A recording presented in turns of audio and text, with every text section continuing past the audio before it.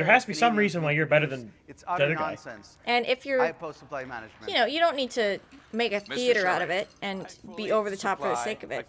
But you should be forceful in your disagreements. I always have. And in this era of supply chains that are disrupted, Oh, this Sheree is, going with in the fact, edgy a stance of policy protecting that supply guarantees management. us access to food that we need. So I unequivocally Mr. support Aitchison. supply management. No, I don't. In fact, supply management costs the average Canadian family about $600 a year. I think it's important in an affordability crisis that we actually help Canadians make food cheaper to eat. That's the problem with supply management. It's costing too much. Supply for management Canadians. is protectionism? Thank you. Supply management Mr. is Brown. specifically production Yes, quotas the on eggs party and has a dairy. history of supporting Oh, supply that was a big management, Quebec issue, but I wasn't think it? it's fair in this Yeah, affordability That's crisis to have a according broader to consultation Max and Bernie. That's what with our lost membership. him